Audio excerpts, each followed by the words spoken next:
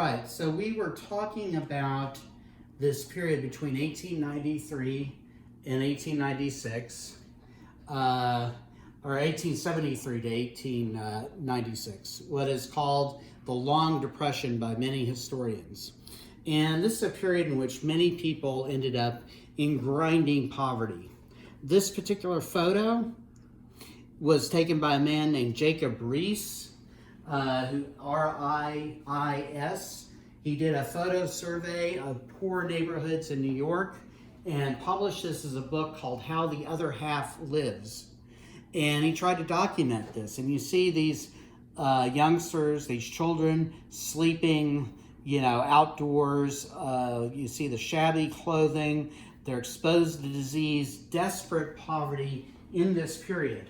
And this is a large part of what inspires the labor movement, inspires their willingness to take gigantic risk to fight for social justice. And so that's what we're going to talk about now. The rise of labor unions is part 3, video 3, in our series of online instruction lectures.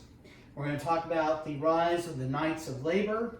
We're going to talk about its replacement, essentially, although the Knights of Labor continues to exist, by the American Federation of Labor. And then we're going to talk about a bombing in Haymarket Square. Howard Zinn refers to this period as America's other civil war. Here's a battle in the Civil War, a battle in this other civil war, where there are actual casualties. It's fought like a military struggle. Some of the key concepts and names in this lecture will be xenophobia, the fear of foreigners and immigrants. We're going to talk about Albert and Lucy Parsons, who are big players in the Haymarket Square bombing. We're going to talk about a man named August Spies. We're going to talk about Carter Harrison, who's the mayor of Chicago, the Chicago police inspector, John Bonfield. We're going to talk about how they get confessions out of people who are suspected of taking part in a bombing that takes place at Haymarket Square. One method of torture they use are what are called sweat boxes. We're going to talk about an anarchist named Louis Ling.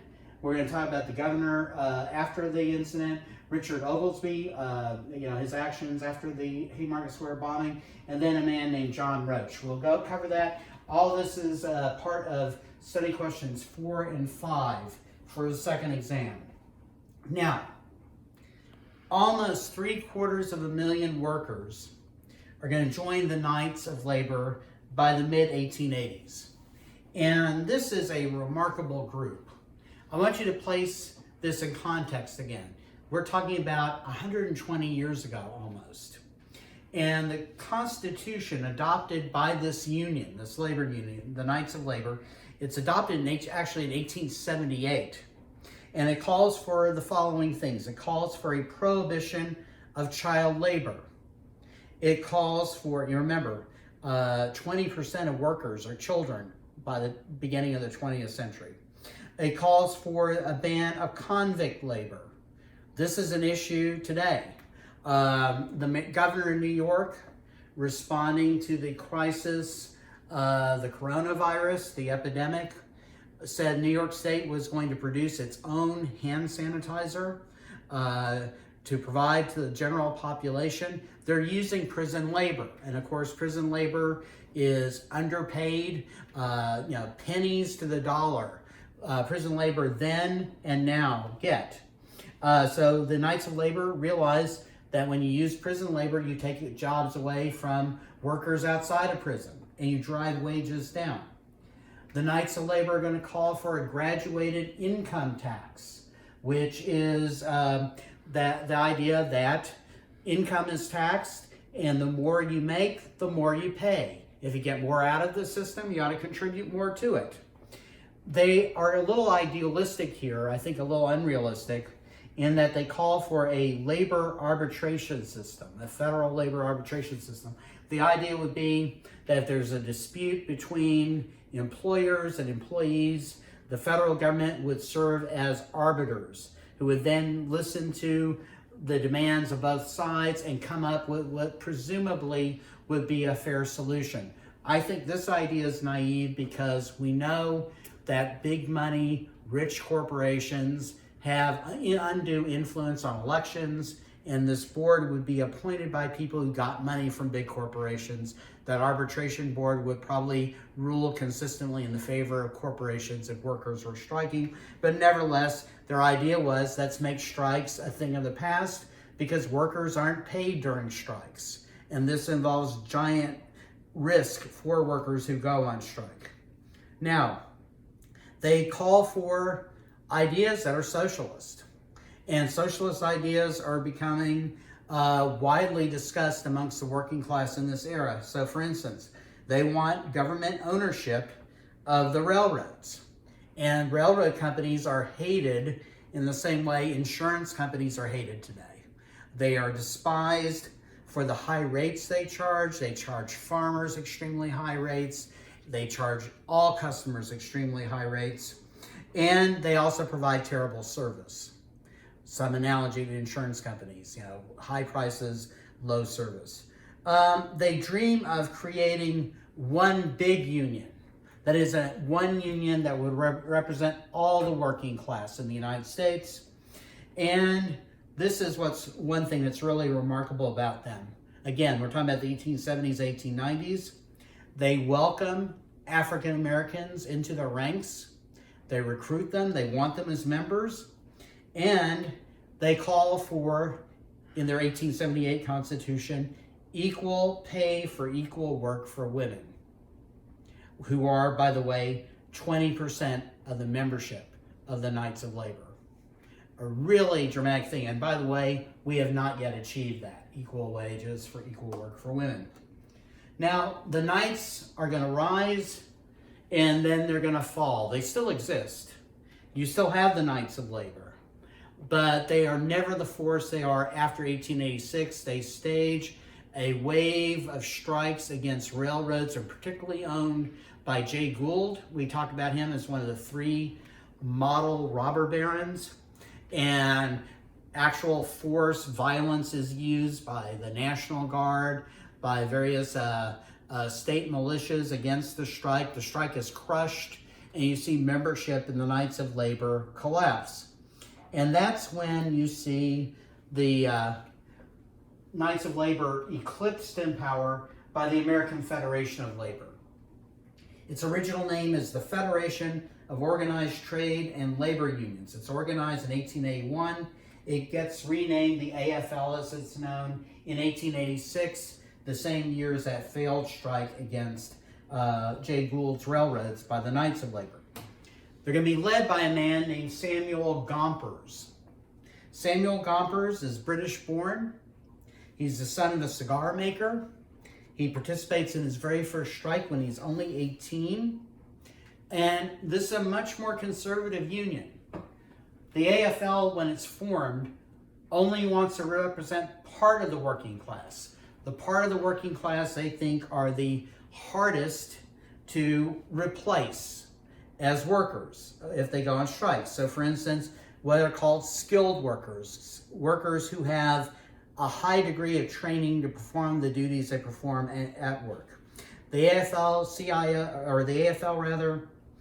unlike the Knights of Labor, they're not going to talk about socialism. They're not going to talk about revolution. They're not going to talk about one big union for all workers. They're not going to talk about government ownership of the railroads. They're going to focus on what they see as easily attainable goals, pragmatic goals, such as the 8-hour workday and higher wages. There's no formal ban on women or African Americans joining the AFL, but their membership rates are far lower than they were in the Knights of Labor. And the Knights of Labor, beginning in the 1880s, begin to fall. The AFL eclipses them in membership, and after 1886, the AFL becomes the most powerful union in the country. Now, we have to talk about a battle in this other Civil War Howard Zinn talked about. And that's a battle that takes place between workers and their bosses in Chicago in a place called Haymarket Square. And I have to be clear about this. This is true today, it's true back then. Most newspapers, and I'm talking about the most widely read newspapers, the most powerful newspapers, the New York Times. Back then there was a newspaper called the New York Herald, the New York Post, the Chicago Tribune, the Los Angeles Times. These papers are owned by wealthy men who despise unions, who see them as a threat, because sometimes the printers at newspapers, the people who deliver the newspapers, reporters, various parts of their workforce at the newspapers form unions and they go on strike. And so these newspaper owners see unions, the labor movement, as a threat to them and their bottom line. And so they do their best to make the public at large, including the growing middle class, see union leaders as radical, the rank and file as radical, dangerous, criminal, disloyal to the country, as influenced by communism, anarchism, and socialism. Plus, here's something else. We talked about the fact that from 1880 to 1920, roughly, the United States began to get immigrants from new places that had not been the country of origin for most immigrants before 1880, from Eastern Europe, Southern Europe, from Mexico, between 1850 and 1880 from Asia. There's a tendency in particular for the press to depict immigrants from Southern and Eastern Europe as prone towards radicalism and violent revolution. And they stoke a fear of immigrants, these newspapers. So we have this going on in Chicago, where the big newspaper is the Chicago Tribune. Its ownership is conservative Republican. It's anti-labor movement, and it's hostile to immigrants. And so we have that factor. In Chicago, we also have a violent and renegade, lawless police department. And we have the fear of violence just in the air when we get to the year 1886. In 1886, we're going to have a bomb go off in Haymarket Square during a rally supporting a strike. At least 8 people are going to die at that rally after a bomb sets off. That rally is in protest of the killing of 2 workers by Chicago police the day before at a company called the McCormick Reaper Works in Chicago. McCormick makes farming equipment.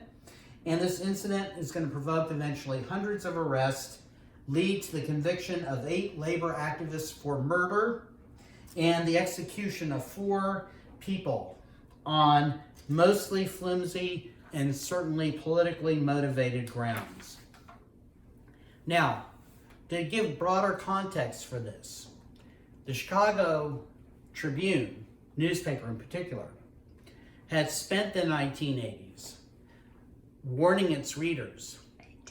I'm sorry, I said 1980s. I meant 1880s. Spent the 1880s telling its readership that we were in an era, Chicago was in an era of, insurrection, assassination, so on. They obsessed with these stories. At that time, Ireland was under the complete control of England, and Irish nationalists were beginning a long revolutionary struggle to end British rule. And so you begin to have Irish revolutionaries attacking British soldiers, attacking British-owned properties, and committing assassinations. Those stories are in the Chicago Tribune. You have anarchism become a major movement in Europe, revolutionary anarchism. We already talked about, for instance, in Russia, how we had an assassination of a Tsar, Alexander II, by an anarchist. Anarchists believe that all forms of centralized government inevitably enhance the control, the power of the wealthy against everyone else's interest. That governments at the city level, county level, state level, or national level inevitably are tools of the wealthy and powerful and harm the working class. So they want government at the most local level, decisions made collectively by workers.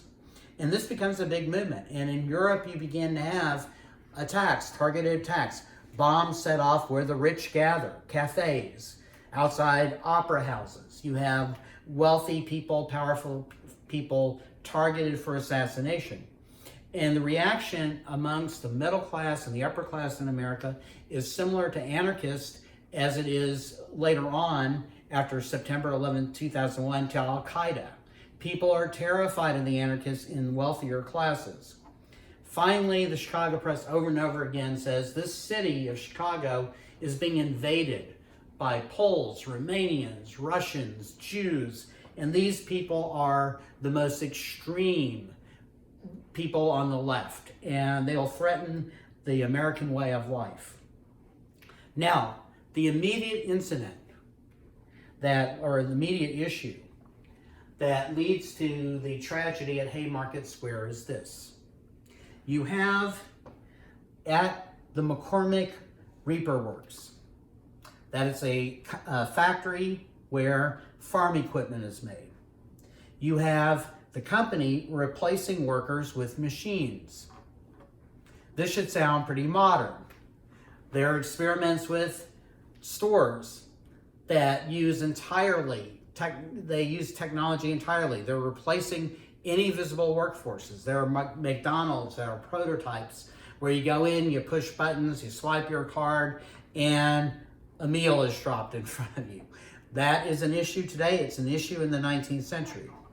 You also have the company, McCormick Company, began to hire guards, and I didn't put this up on the board. I'll find a space to squeeze it in. There's a lot of information in this lecture. The Pinkerton Detective Agency.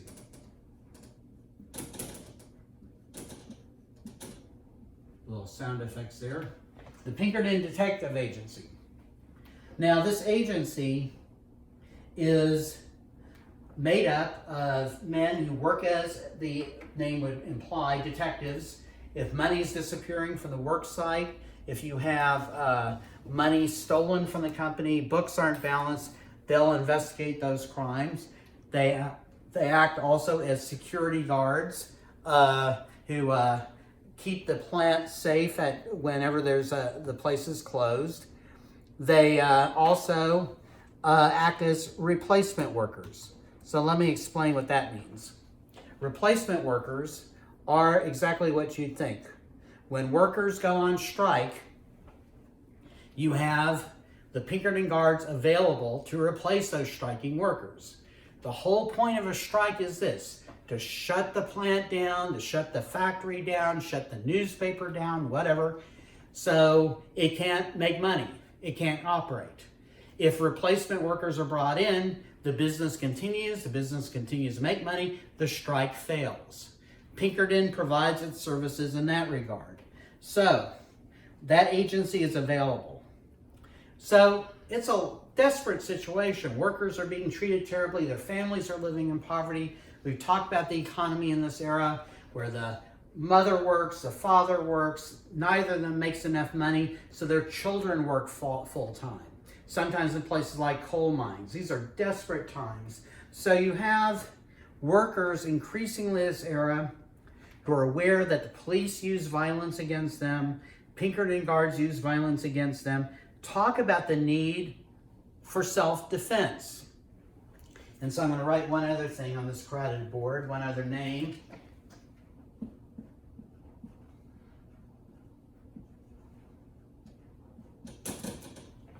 This is an immigrant, German anarchist who lives part-time in Illinois, part-time in Ohio. His name is Johann Most.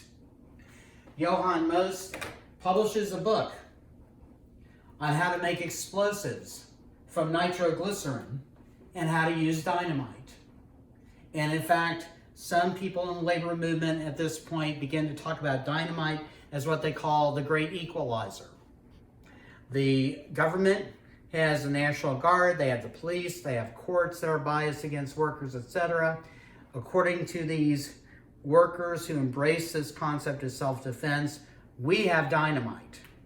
And we can use it to defend our lives and our families and our ability to survive.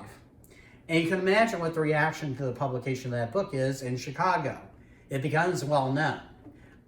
There's a publication, and by the way, do not go on the web to look this up. There's something called the Anarchist Cookbook.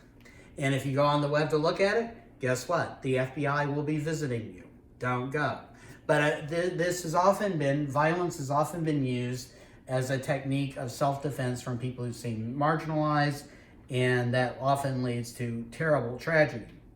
So this book by most is out. So you have all this anger, paranoia, xenophobia coming to a head in the spring of 1886. We had talked about the 8-hour workday. We had talked about the slogan, 8 hours for work, 8 hours for rest, 8 hours for everything else. This had been a cause, the premier cause for the labor movement. And years earlier, many union leaders had set May 1st, 1886 as the day they hoped for a national 8-hour workday. We'll continue the story next time.